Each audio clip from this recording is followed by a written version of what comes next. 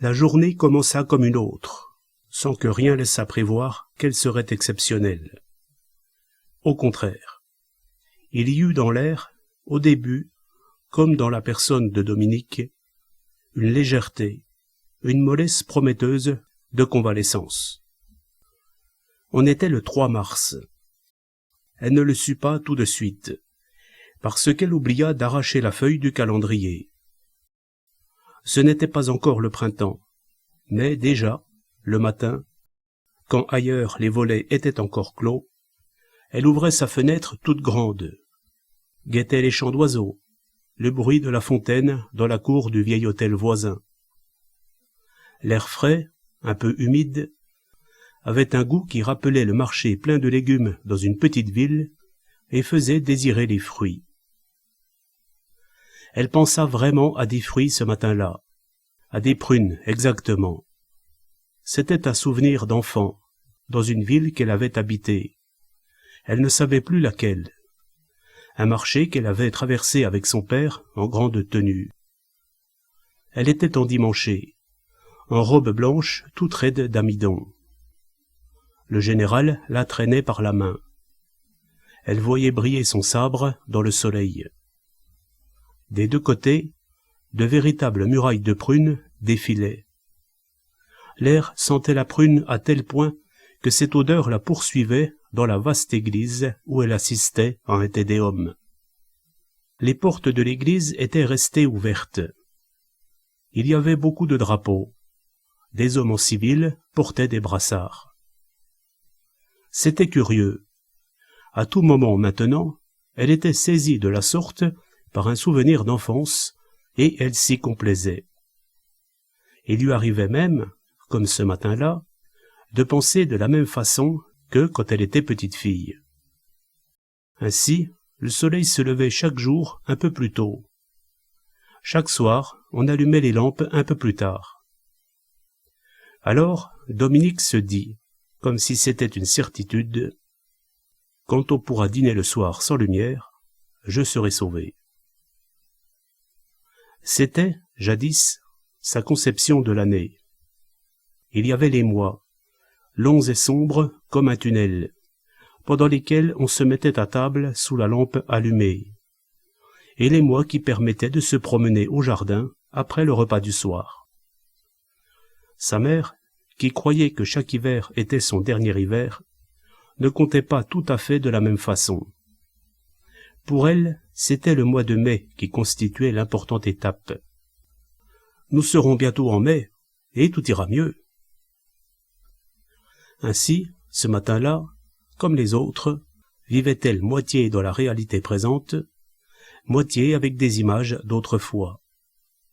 Elle voyait l'appartement vide d'en face, qui n'avait pas encore été loué, un peu de rose sur les façades, un pot de géranium oublié sur la fenêtre de mademoiselle Augustine. Elle entendait les premiers bruits de la rue et sentait l'odeur du café qui passait. Mais, en même temps, elle croyait percevoir des sonneries de clairon, le vacarme que son père faisait, le matin, en se levant, la résonance de ses éperons dans le corridor, la porte qu'il n'avait jamais pu s'habituer à refermer doucement. Un quart d'heure avant le départ du général, on entendait devant cette porte le piétinement des sabots de son cheval, qu'une ordonnance tenait par la bride. Cela la rendait mélancolique, parce que tous les souvenirs qui lui revenaient de la sorte étaient des souvenirs très anciens, tous, sans exception, d'avant ses 17 ans, comme si les premières années seules eussent compté, comme si le reste n'avait plus été qu'une longue suite de jours sans saveur, dont il ne restait rien. Était-ce cela, la vie? Un peu d'enfance inconsciente, une brève adolescence, puis le vide, un enchevêtrement de soucis, de tracas, de menus soins et déjà, à 40 ans, le sentiment de la vieillesse, d'une pente à descendre sans joie. Les Caille allaient la quitter. Il partirait le 15 mars.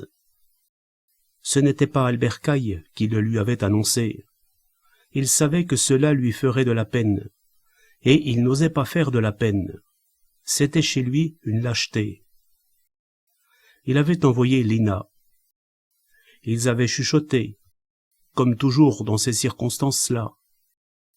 Il l'avait poussée vers la porte, et Lina, en entrant, avait plus que jamais l'air d'une rose poupée de son, ou d'une écolière qui a oublié son compliment. Il faut que je vous dise, mademoiselle Salès, maintenant que mon mari collabore régulièrement à un journal, il aura besoin d'un bureau, peut-être d'une dactylographe. Nous avons cherché un appartement. Nous en avons trouvé un quai Voltaire, avec les fenêtres qui donnent sur la Seine, et nous nous y installerons le 15 mars. Nous garderons toujours un excellent souvenir de notre passage chez vous et de toutes vos gentillesses. Il se levait plus tôt, courait la ville, aménageait, fiévreux, radieux, ne rentrait plus que pour dormir comme dans une chambre d'hôtel. Parfois même, il ne rentrait pas, il devait s'étendre sur une paillasse dans leur nouveau logement. Dominique allait et venait, faisait les mêmes gestes les uns après les autres, comme on dévide un écheveau. Et c'était en somme le meilleur moment de sa journée, parce qu'il y avait un rythme établi depuis longtemps qui la portait. Elle regarda l'heure à la petite montre accrochée au-dessus de la mule de soie. La montre en or de sa mère, ornée de minuscules brillants, lui fit penser au calendrier dont elle arracha la feuille de la veille, et elle découvrit un gros 3 très noir. C'était l'anniversaire de la mort de sa mère. Cette année-là encore, comme les précédentes, elle avait parlé du mois de mai comme du havre qu'elle espérait atteindre. Mais des suffocations l'avaient prise vers la fin d'une journée humide. Dominique pensait maintenant à sa mère sans chagrin. Elle la revoyait assez bien, mais pas dans les détails. Elle revoyait surtout une silhouette fragile, un long visage toujours un peu penché, un être comme en veilleuse. Et elle n'était pas émue. Elle l'évoquait froidement, peut-être avec un peu de rancune. Car ce qu'elle était, c'était à sa mère qu'elle le devait. Cette sorte d'impuissance à vivre, car elle se rendait compte qu'elle était impuissante devant la vie, c'était sa mère qui la lui avait inculquée en même temps qu'une résignation élégante, qu'un effacement distingué, que tous ces menus gestes qui ne servaient qu'à bercer la solitude. Elle vit M. Rouet qui s'en allait, regardait le ciel qui était clair, lumineux, mais où elle sentait comme une fausse promesse. Ce n'était pas du beau temps pour toute la journée. Le soleil était d'un jaune pâle. Le bleu n'était pas franc. Le blanc des nuages avait des reflets de pluie. Vers midi, elle en avait l'intuition, le ciel se couvrirait tout à fait. Et alors, bien avant l'heure du dîner, tomberait sur la ville ce crépuscule angoissant qui charrie dans les rues comme une poussière de mystère. Nerveuse, inquiète, Dieu sait pourquoi, elle éprouva le besoin de faire le grand nettoyage, et elle vécut une bonne partie de la journée en tête-à-tête avec des seaux d'eau, des brosses et des torchons. À 3 heures, elle achevait de cirer les meubles. Elle savait déjà ce qui allait arriver, tout au moins ce qui allait arriver presque immédiatement.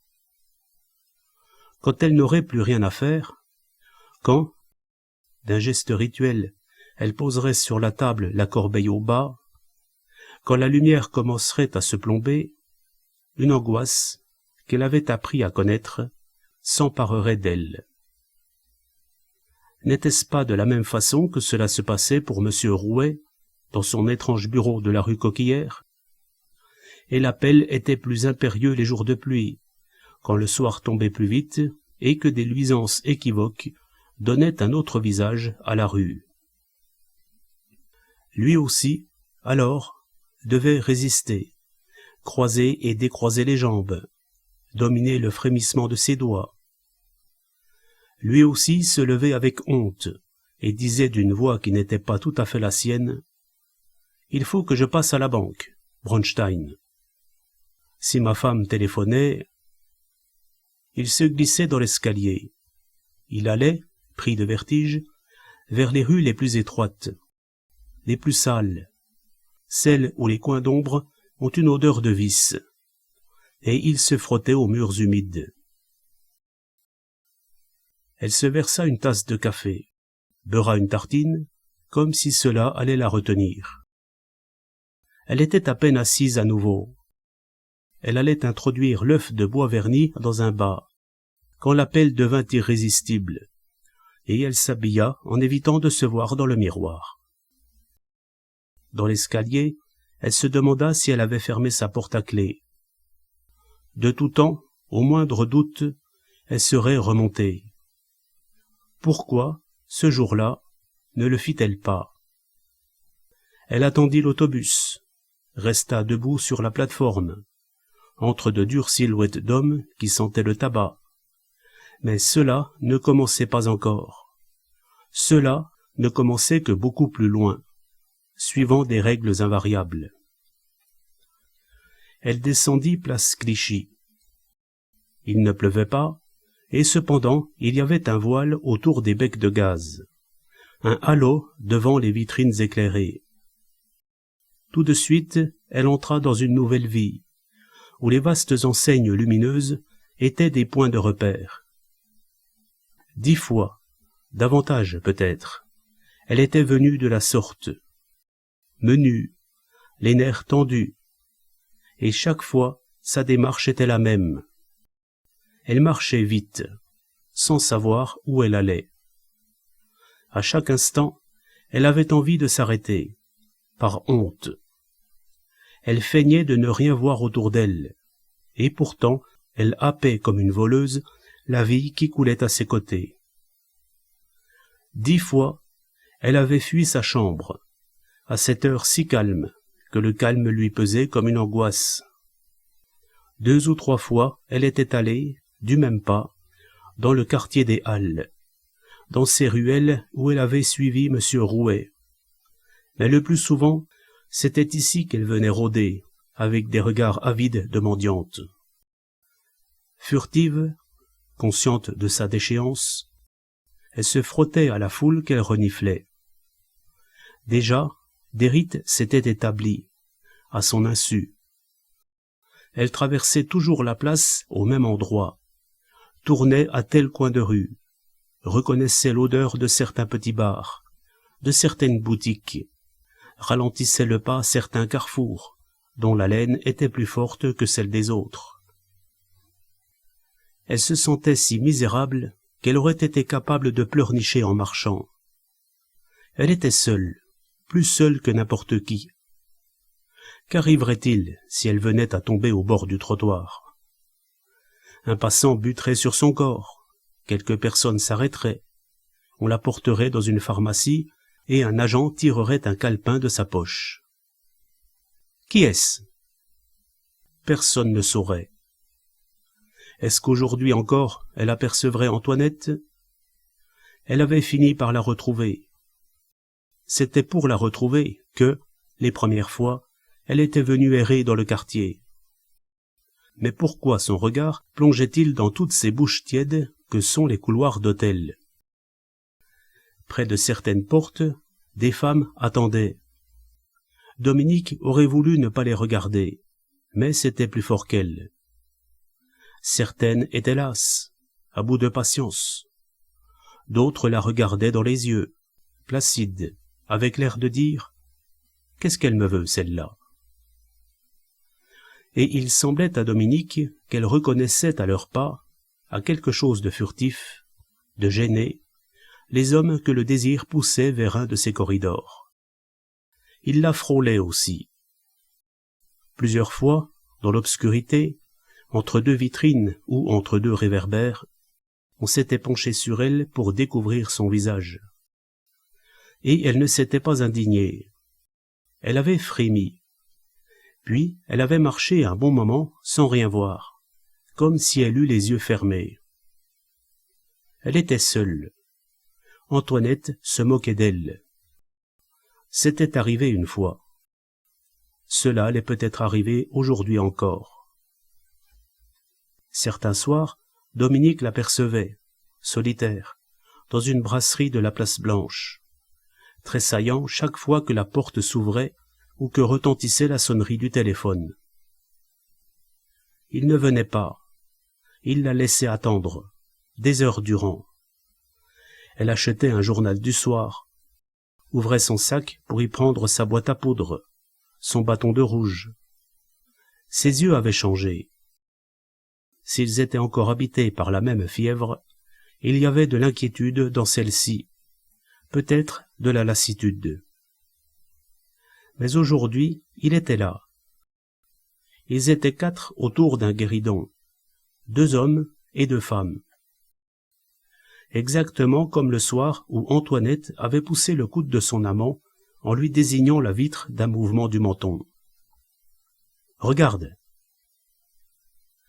Elle invitait ses compagnons à regarder Dominique, qui avait le visage presque collé à la glace et qui s'était effacé dans le noir de la rue. Pourquoi Antoinette avait-elle à présent ces éclats de rire vulgaires, frémissant de défi? Et cette anxiété, cette terreur plutôt, quand elle regardait l'homme qui jouait nonchalamment avec elle. Avait-il déjà menacé de la quitter? Poursuivait-il d'autres femmes? L'avait-il laissée seule des nuits entières dans leur chambre de l'hôtel Beauséjour? Tout cela, Dominique le devinait, le sentait, et un besoin la poussait à en prendre part. Antoinette ne s'était-elle pas mise à genoux devant lui? Ne s'était-elle pas, dépoitraillée, demi-nue, traînée à ses pieds? Ne l'avait-elle pas sauvagement menacé de le tuer? Sûr de lui, dédaigneux, ironique, il régnait sur elle. Cela éclatait dans tous ses gestes, dans ses regards, davantage encore quand il consultait sa montre, une nouvelle montre-bracelet qu'elle lui avait offerte, et qu'il se levait, posait avec soin sur ses cheveux crépus un feutre gris. « À tout à l'heure, où tu sais? Tu ne viendras pas trop tard ?» Il frôlait les doigts de son copain. Les 2 hommes échangeaient un clin d'œil. Il tapotait l'épaule de l'ami, et un pathétique regard le suivait jusqu'à la porte. Puis Antoinette éprouvait le besoin, pour cacher son trouble, de se refaire une beauté. Cela ne durerait pas toujours, pas même des années. Quelques mois encore? Elle ne le tuerait peut-être pas. Et alors, femelle pantelante, elle hurlerait sa douleur et sa haine. Elle le poursuivrait, déchaînée, se heurtant, au seuil des cafés et des dancings, à des garçons ou à des portiers avertis. Est-ce qu'elle vit Dominique ce soir-là? Le camarade proposait une belote, pour lui faire prendre patience après le départ de l'amant. Il réclamait au garçon un tapis et des cartes, repoussait sur le marbre du guéridon les verres pleins d'un apéritif verdâtre.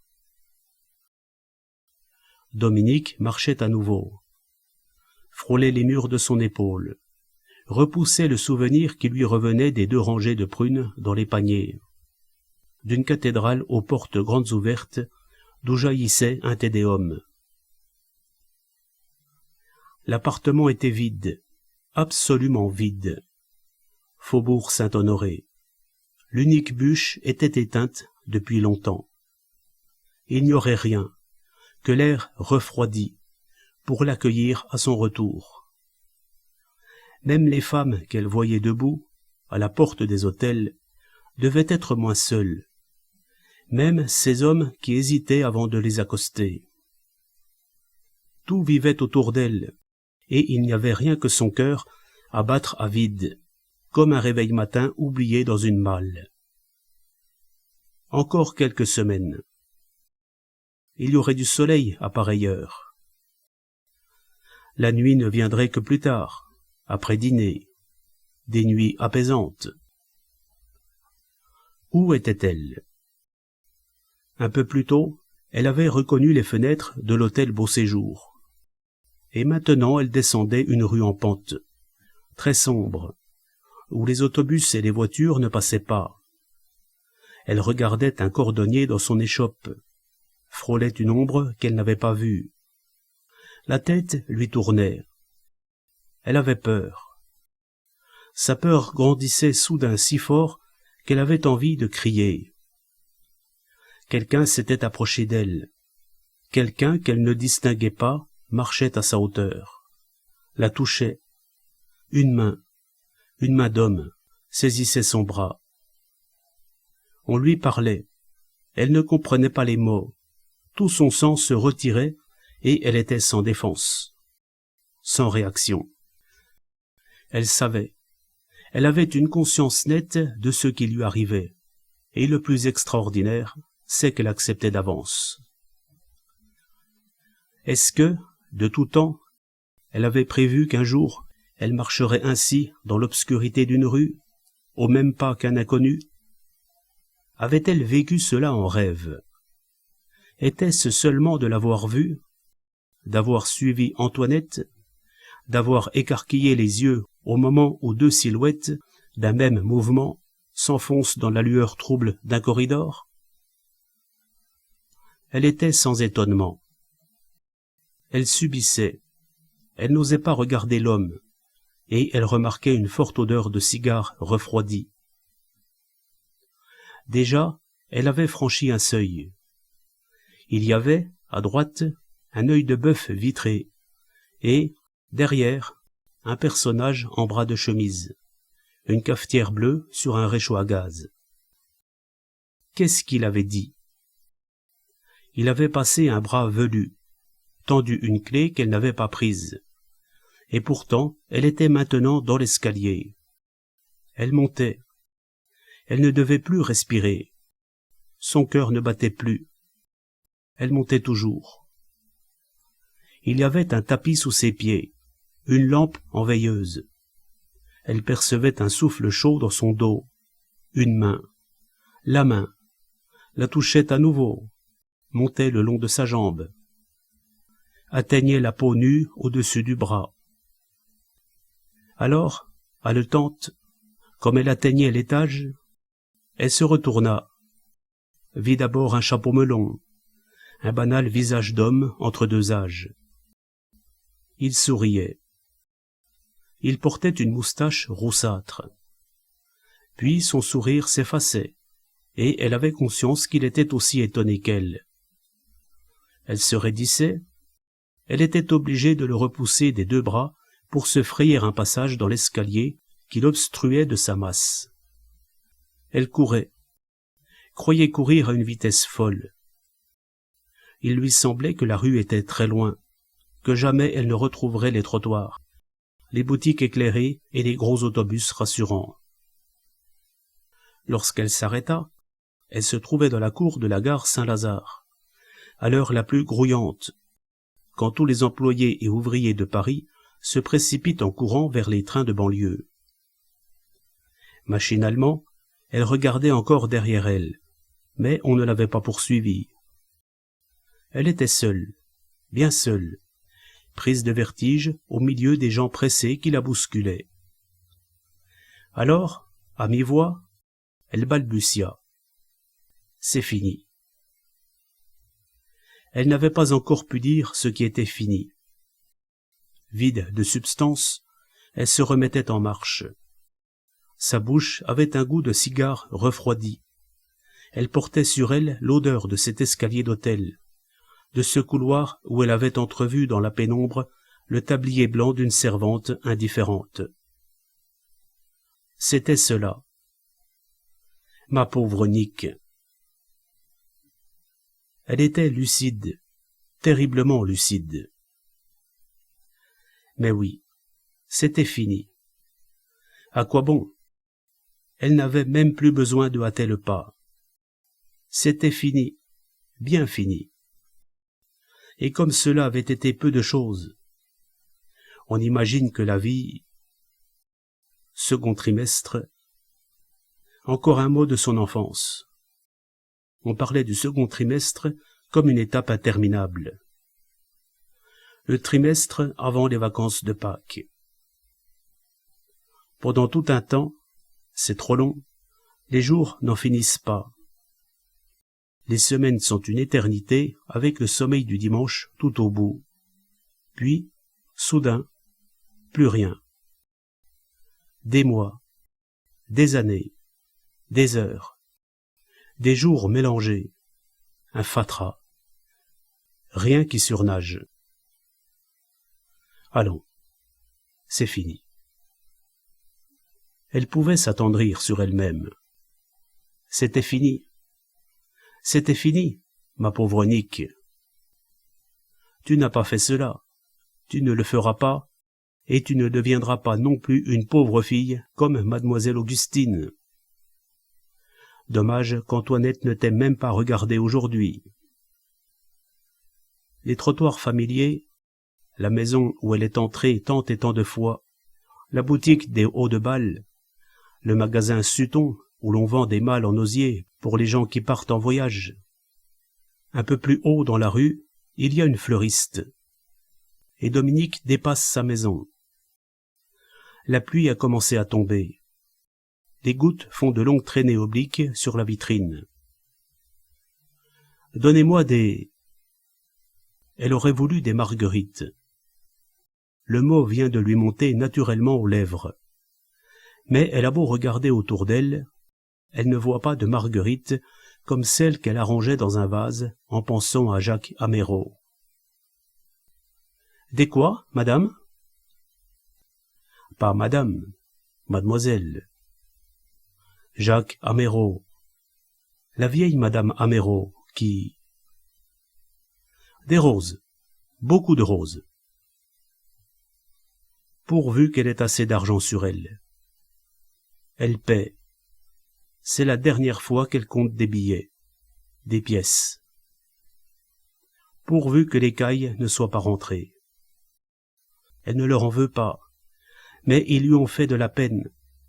Ils ne sont pas responsables. Ils vont leur chemin. Ils croient qu'ils vont quelque part. Est-ce pour avoir l'occasion de parler encore à un être humain qu'elle entr'ouvre la porte de la loge? Rien pour moi, madame Benoît? Mais non, mademoiselle. Elle n'a pas pensé aux roses que la concierge regarde avec étonnement, et elle s'excuse d'un sourire très doux. Elle est douce, c'est son caractère que sa mère lui a fait. Elle ne fait pas de bruit dans l'escalier.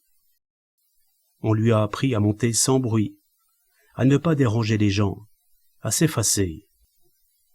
S'effacer. Comme ce mot lui revient de loin. C'est bien cela. Elle s'est effacée. Elle va s'effacer encore.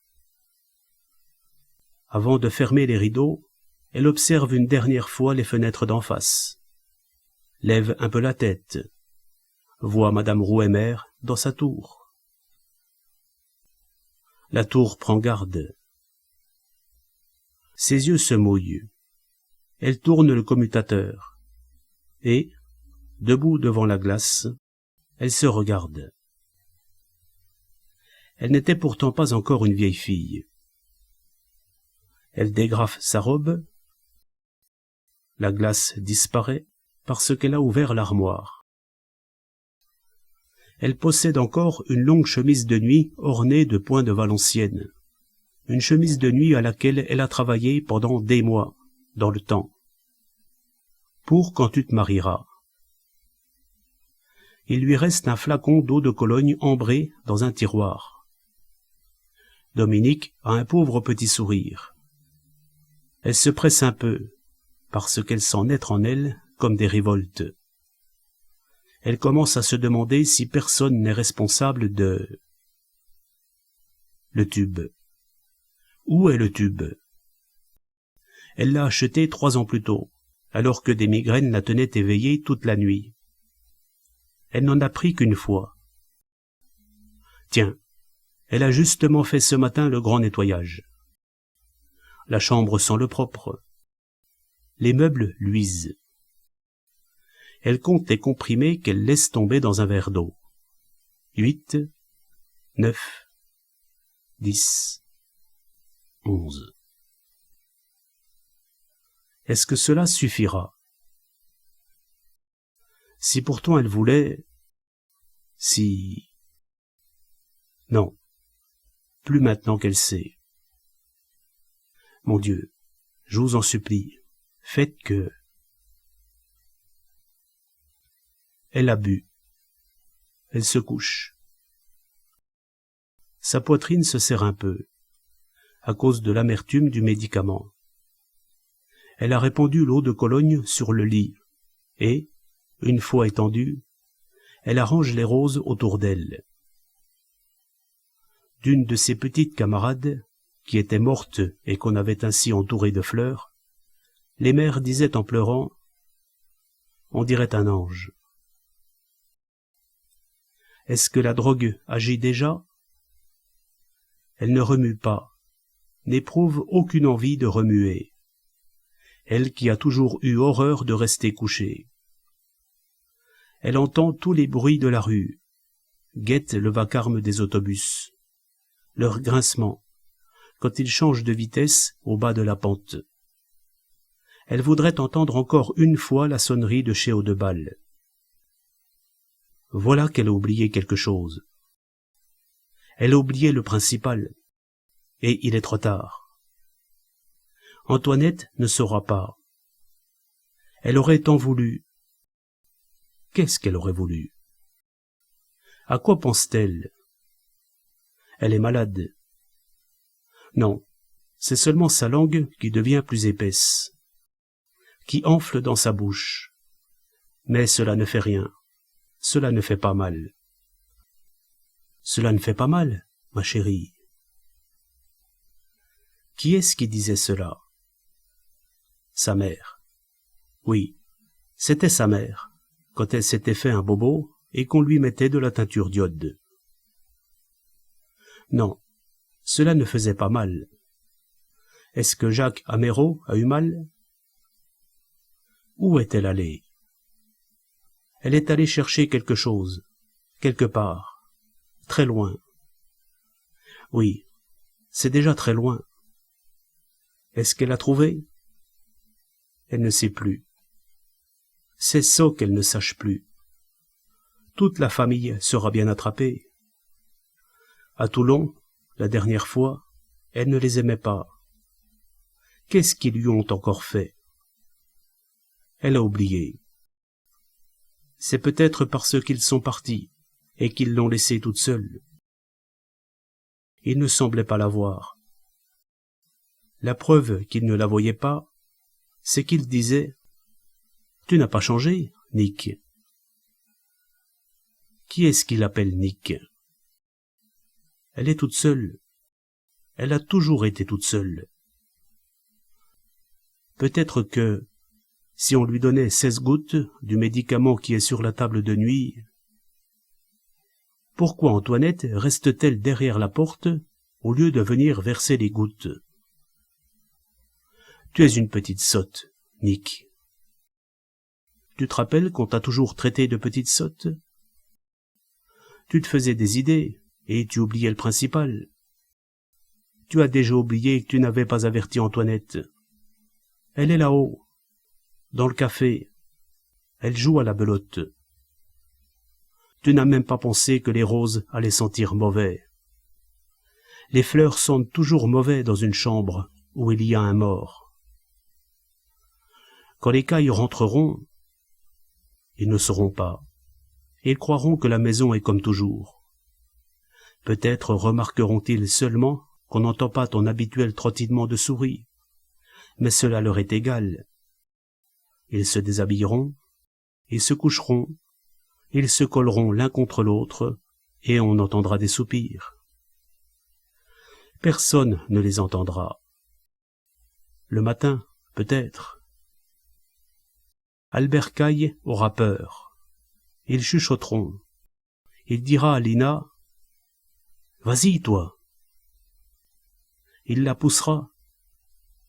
C'est un mauvais tour à leur jouer, alors qu'ils n'en ont plus que pour 12 jours à habiter la maison. Ils ne savent même pas à qui il faut télégraphier. Ils vont tous être obligés de prendre le train, à Rennes, à Toulon, à Angoulême. Heureusement qu'ils ont encore des vêtements de deuil. Elle qui, la dernière fois que nous l'avons vue, à l'enterrement de tante Clémentine, avait l'air si... Moi, je lui ai trouvé un petit air malheureux. Pourquoi? Ce n'est pas vrai. Elle n'a pas été malheureuse. Elle a tenu sa promesse, voilà tout. Maintenant, il faut qu'elle se dépêche de prévenir Antoinette. C'est facile. Dans quelques minutes, dans quelques secondes, ce sera fini. Et alors, elle fera comme mademoiselle Augustine. Elle courra là-bas, près d'Antoinette. Elle lui écrira, frémissante de joie. Voilà, je suis venue. C'était vous que je voulais voir la première. Vous comprenez? Je ne pouvais rien vous dire avant. Je vous regardais de loin et vous ne compreniez pas. Maintenant que c'est fini... Elle rougit. Est-ce qu'elle est encore capable de rougir? Elle est confuse. Un frisson la saisit toute. Oui. Encore quelques secondes. 4. 3. 2. Encore rien. Tout de suite, elle va serrer Antoinette dans ses bras, se pencher sur son visage, sur ses lèvres si vivantes, si vivantes, si vives. T'en fais donc pas pour Pierre, mon petit. Du moment qu'il t'a dit qu'il viendrait, il viendra. Elle s'efforce de sourire. Il est minuit. On la laisse seule dans un coin de la brasserie, et, en se voyant dans la glace, elle se fait à elle-même l'effet d'une femme qui attend n'importe qui. Monsieur Rouet se lève de son fauteuil et commence à se déshabiller, tandis que sa femme range encore, en s'appuyant sur sa canne. Elle a téléphoné rue Coquillière, et il n'était pas là. Elle attend qu'il soit endormi pour compter les billets dans son portefeuille. Comme s'il ne le savait pas et ne prenait pas ses précautions. Il a emprunté 100 francs à Bronstein. Il a tant travaillé toute sa vie pour gagner son argent. Il n'a pas eu de chance tout à l'heure. Quand la gamine s'est déshabillée, sur un édredon rouge, il a vu de petits boutons le long des cuisses maigres et il a eu peur. Il n'y a plus que le réveil matin à battre dans la chambre de Dominique. Quand les cailles rentrent enfin, ils ne s'en aperçoivent pas, se déshabillent, se couchent. Mais ils sont trop fatigués d'avoir tapissé toute la journée leur futur logement. Elle dit seulement d'une voix déjà endormie, « Pas ce soir. Pas ce soir. » Il n'insiste pas. Des minutes passent. Pour les 1000 francs de deniers à Dieu, je crois que si on demandait à Raleigh, Lina dort. La pluie tombe sans bruit. Tout fin.